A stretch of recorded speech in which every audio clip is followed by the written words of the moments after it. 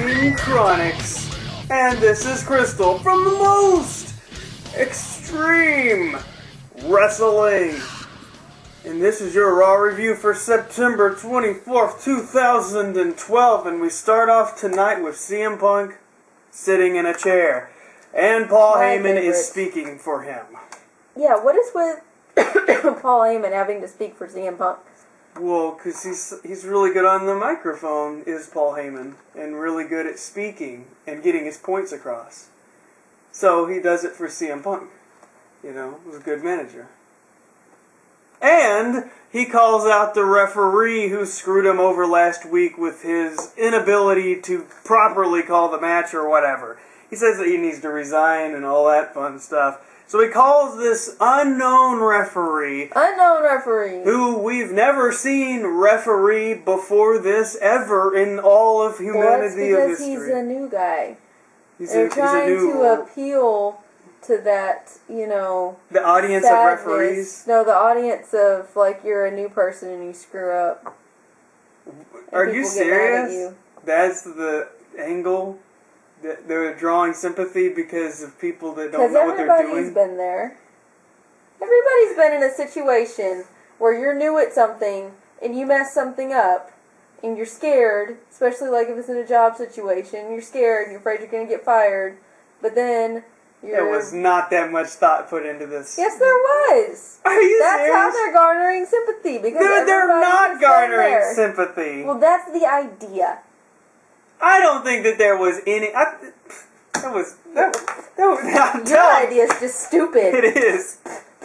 I'm telling you. I don't think that there was any consideration like that. No consideration. No. No. No thoughts about connecting psychologically with the audience or anything. No, because that completely goes against how I clearly wrote in my notes. Sympathy for unknown guy we've never seen before. Come on, that's stupid. Because everybody's been there in that spot where you're new and you mess something up. And the referee said, after it came out... And the referee said, Crystal, you were wrong, and I'm ignoring what you say. This was my first main event. Well, it's actually his first referee experience ever in history. Because he's new. Oh, so if he's new... He's a new young guy. A new young guy who's in the main event. That makes no sense. Well, that part didn't make sense. That doesn't negate my entire point. It totally negates everything. It totally negates nothing. And then he says that he should have checked the ropes as a new guy. He didn't know that. Heyman says that he should resign. Heyman, you know, he brings out this little, you know, sleep thingy you put over your eyeballs. You know what I mean? It helps you sleep at night. It has WWE on one side and NFL of all things, you know, because WWE went against NFL with the XFL back in the day. And, like, I didn't know this, but it was explained to me on Twitter that was saying that they both have blind referees. When you go to sleep. They didn't make that connection, I don't think. Well, I think maybe people that actually watch football would have gotten that. And I am assuming that how it was explained to me by people who actually watch football. Right.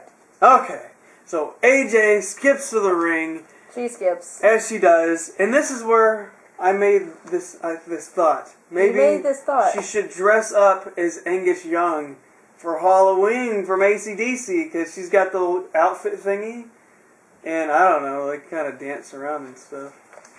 Yeah, no connections there. That was so much more brilliant and smart. Well, maybe on some kind of sub-psychological level there. You know, the love of AC/DC spread throughout the culture of humanity and, like, sexualizing it. Maybe that's how we get into AJ. Perhaps. See? It makes total sense to me. Okay. Anyways, so, well... See, you have no idea. I do have an idea. I just don't know if I'm going to be skipping something if I start, so go ahead.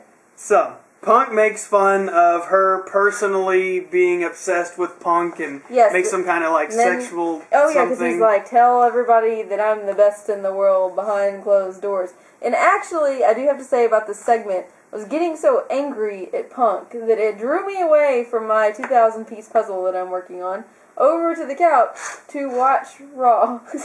I'm trying to see if you can see it on the video. You can probably see part of it. Maybe.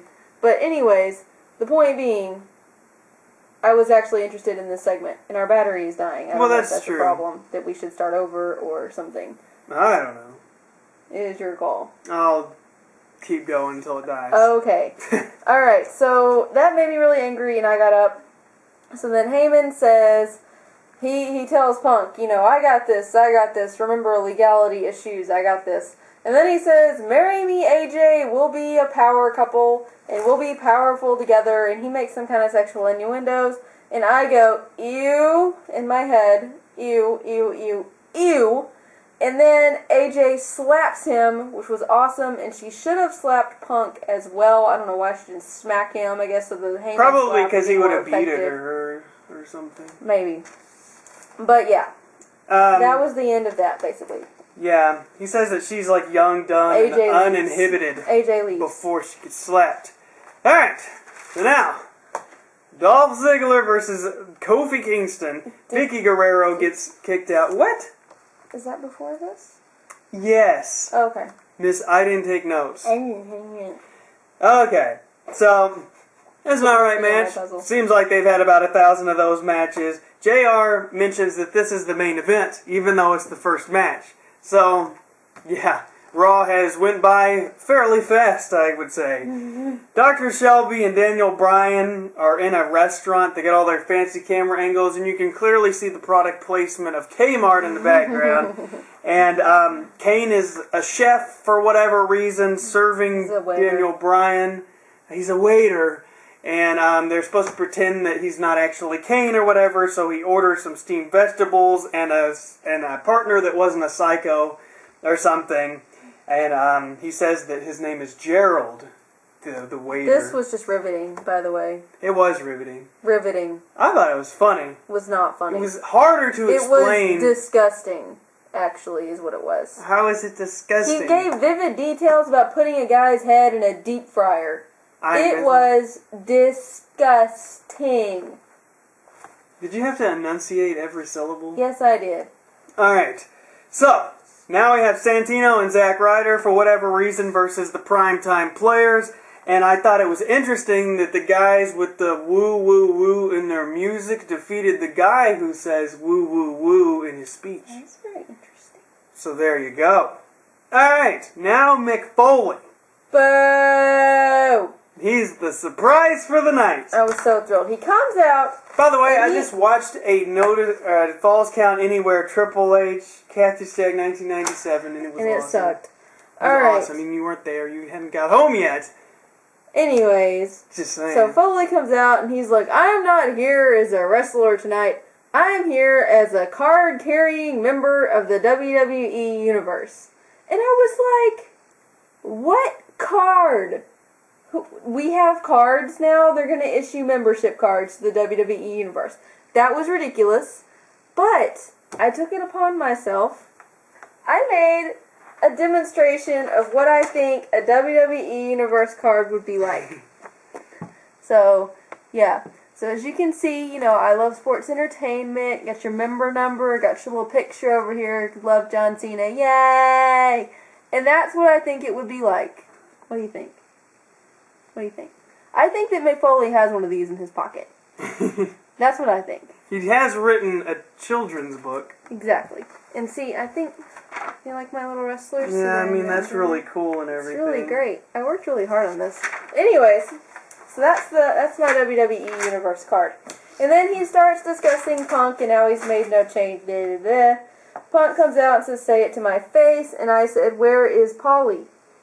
Because Punk is out there all alone. So then Foley comes out and he mentions that he knows that he and Punk are close because Punk once tweeted him, thank you. And I was like, I don't understand. You like BFFs with anybody that tweets you thank you? You want to explain how that makes sense to me? I'll explain that, this is an epic promo that was awesome. It was not epic. And it was great in every way. There were holes in it everywhere. No, there wasn't. I have a membership card of the WWE, and you are my BFF because we once tweeted.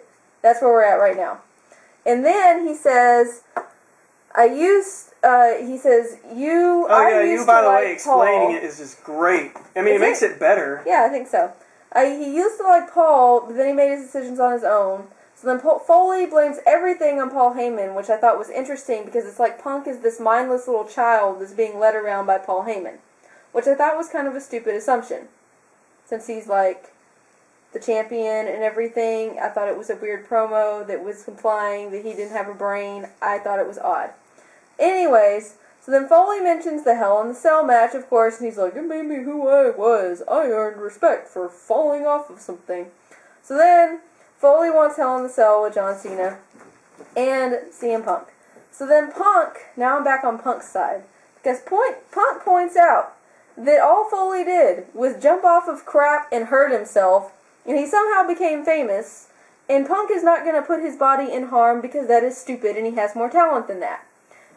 And so now I'm back on Punk's side, because I thought that's exactly what I would have said. So you're a big CM Punk fan now? No, but I was definitely with him on that particular part of his promo because it was 125% true.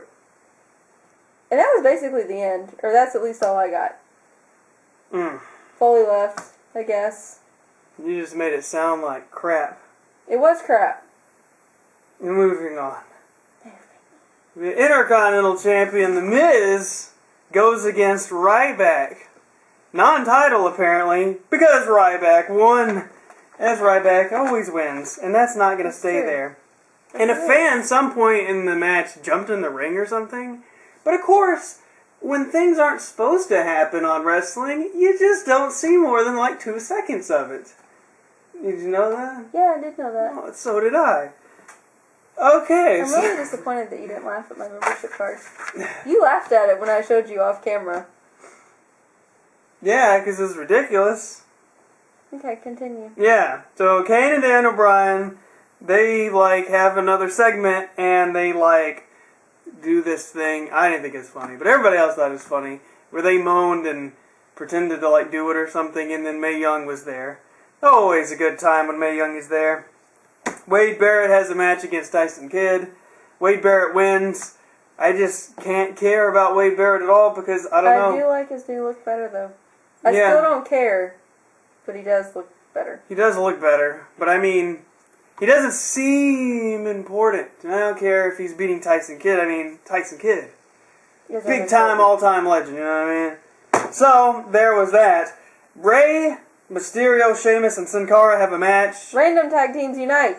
At some point, against Del Rio, Rodriguez, and Otunga, at some point, Sheamus's, or Sin Cara's mask came off because it was ripped off by Del Rio on accident. So there's for real? I didn't see that. It's like a picture on Twitter of it. It's hilarious. So, there you go. The good guys win. Whatever. Rodriguez got to wrestle, which was funny. Got his tuxedo ripped off. So, yeah. Your review of that made it sound like it was really bad. Well, it kind of was. Exactly. So, Kane burps, and Dan O'Brien throws up. That was funny. That was hysterical. Now we get to decide if the new tag team name of Kane and Dan O'Brien is going to be Team Tag Team or something. Team Hell No? It was teamwork. Or Team Friendship. I was voting for Team Friendship. I voted for Team Hell's No. And guess who won? Finally! Something won that, like, everyone voted on. Team Hell No. And I said yes to Hell No. You didn't like that? No, you didn't like my membership card. You didn't even crack a smile. Why? And you laughed off camera. I can't crack a smile when you're like...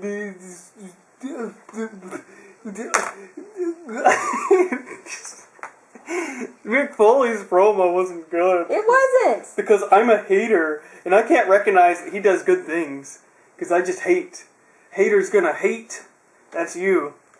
I'm not a hater on everybody. I just can't stand Mick Foley. Exactly, you're a hater on him. I am a hater on Mick Foley. Exactly, so you can't be objected about anything that he does. Now let me get my nuts. No, that's my snack that I bought. With our my money. Snack. With our money. My snack. Honey roasted peanuts. My snack. Your face. Face. Layla and Alicia Fox